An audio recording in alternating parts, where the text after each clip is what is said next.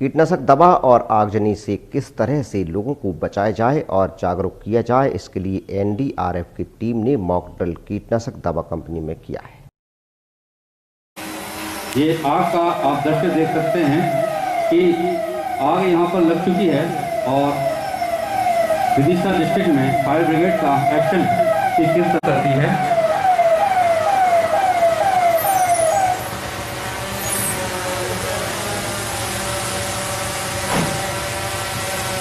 इस mock exercise का सबसे मुख्य उद्देश्य यह है कि आप अगर इस मॉक एक्सरसाइज में प्रयोग होते रहें तो वो हमेशा अपडेट रहते हैं और हम इस आपदा से सही समय पर बच सकते हैं या और अपनी कार्रवाई को दुरुस्ती से दिखाते हुए अपने स्थान पर पहुंच गए।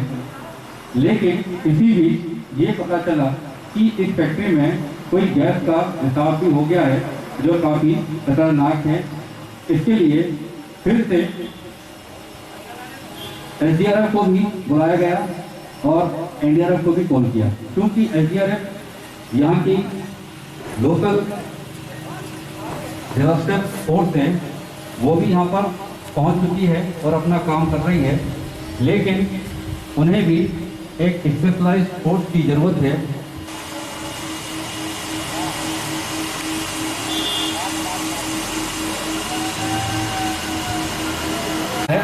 उसमें किस तरह से एनडीआरएफ की टीम पहुंचती है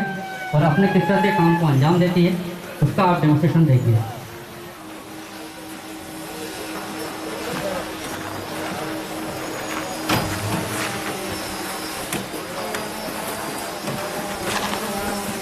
केमिकल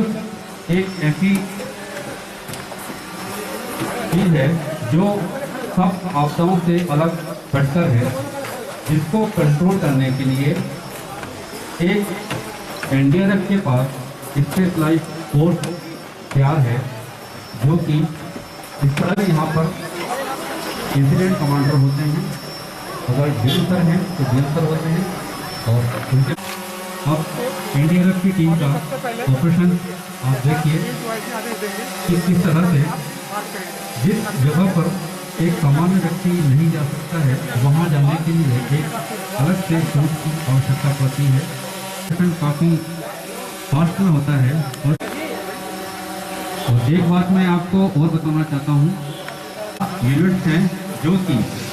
पूरे भारत में फैली हुई हैं और इसका हेडक्वार्टर वाराणसी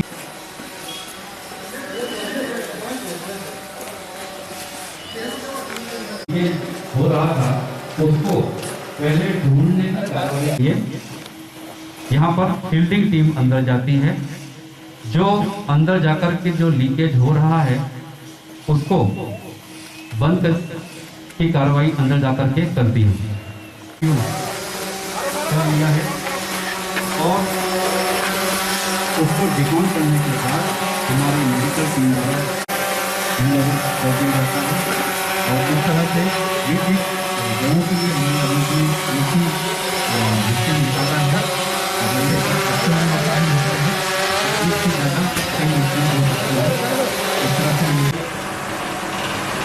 रॉक रेस्क्यू के बारे में भी कुछ बताना चाहूँगा मैं।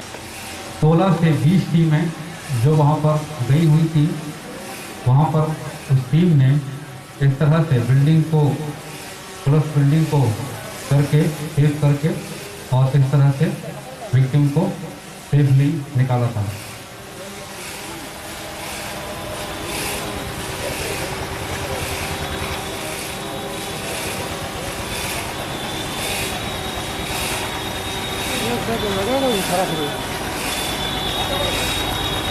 ये काफी खतरनाक रॉक रेस्क्यू है। इसमें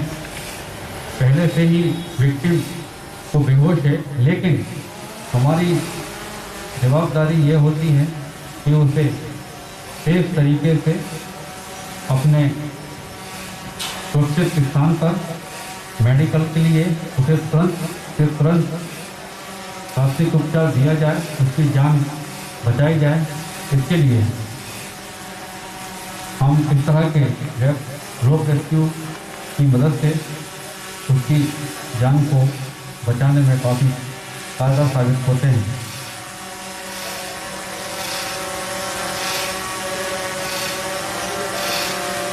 आपको लग रहा होगा कि इसमें विक्टिम भी नीचे गिर सकता है, लेकिन इसको उस तरह से कवर किया जाता है कि उसे किसी तरह की कोई चोट भी ना लगे और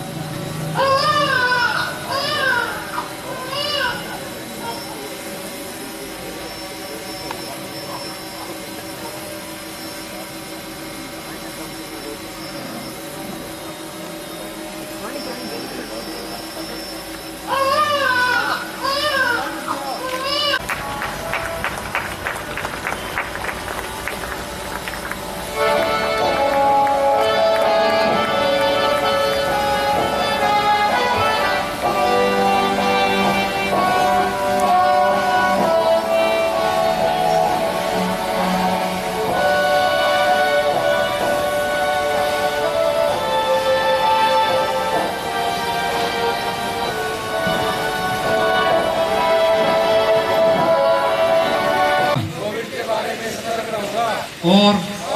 अपने साथियों को इससे जुड़े खतरे के बारे में बताऊंगा। मॉक ड्रिल देखने का हमें सौभाग्य प्राप्त हुआ और मॉक ड्रिल में जो हमारे कंपनी कमांडर श्री राम कुमार मालवीय जी ने, उनकी टीम ने और उनके साथियों ने जो यहाँ पर हमें मॉक ड्रिल के अंदर एक व्यक्ति की जान बचाई, एक बच्चा वहाँ फंसा हुआ था उसको निकाला, गैस में कोई फंस गया था वहाँ से उसको बाहर निकाला, ये सब चीज़ें करके जो देखा है, मॉक ड्रिल करना बहुत ज़रूरी होता है। और क्योंकि ये अभ्यास था, इस अभ्यास में उन्होंने 100% सफलता प्राप्त की है, 100 में से 100 अंक उनके दल को मिलते हैं। विदिशा नगर में NDRF के हमारे कंपनी कमांडर के नेतृत्व में जो टुकड़ी आई हुई है, उस टुकड़ी ने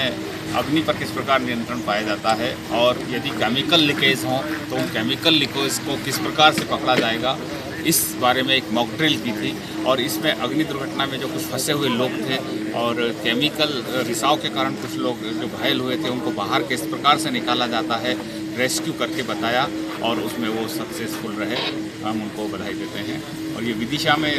बाकी लोगों के लिए भी एक शिक्षाप्रद चीज़ थी। हमारे सारे दल यहाँ पर आए हुए थे, हमारे होमगार्ड के जो कंपनी कमांडर हमारे जो है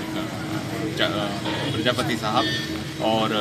पुलिस का बल भी यहाँ पर उपलब्ध है। हमारी नगर पालिका के जो लोग हैं जो यहाँ पर स्थानीय स्तर पर रेस्क्यू करते हैं, उन सभी को यहाँ बुलाया गया था ताकि वो इससे कुछ सीख ले सकें। DIG sir Shri Alok Kumar, Varanasi, Uttar Pradesh sir के निर्देशानुसार RRC भोपाल NDRF को ये निर्देश दिया गया था कि विदिशा डिस्ट्रिक्ट में यूनाइटेड केमिकल फैक्ट्री में एक मॉक एक्सरसाइज करानी है, जो कि DM सर से बात करने के बाद और फैक्ट्री में मैनेजिंग डायरेक्टर से बात करने के बाद यहाँ पर हमने एक मॉक एक्सरसाइज ऑर्गेनाइज करी, जिसमें केमिकल्स लीकेज और फायर का कंडीशन था, जिसे कि किस तरह से कंट्रोल किया जाता है, उसकी एक कार्यवाही प्रोसेस हमने दिखाई और कितने विक्टिम्स निकाले हैं उनके बारे में बताया और इसमें एडमिनिस्ट्रेशन का क्या रोल होता है और हर एक व्यक्ति का इसमें क्या भूमिका होती है उसके बारे में बताया। और इसमें हमने NDRF के बारे में भी बताया कि NDRF की यूनिट्स कहाँ कहाँ पर हैं और NDRF ने क्या क्या काम किए हैं, किस तरह के ऑपरेशन किए हैं। और ये है मॉक एक्सरसाइज करने का सबसे मुख्य उद्देश्य एडमिनिस्ट्रेशन के साथ तालमेल बनाना और किसी भी आने वाले ऑपरेशंस में अगर तालमेल हमारा बना रहेगा तो हमारा ऑपरेशन कम से कम समय में और जल्द से जल्द हो जाएगा।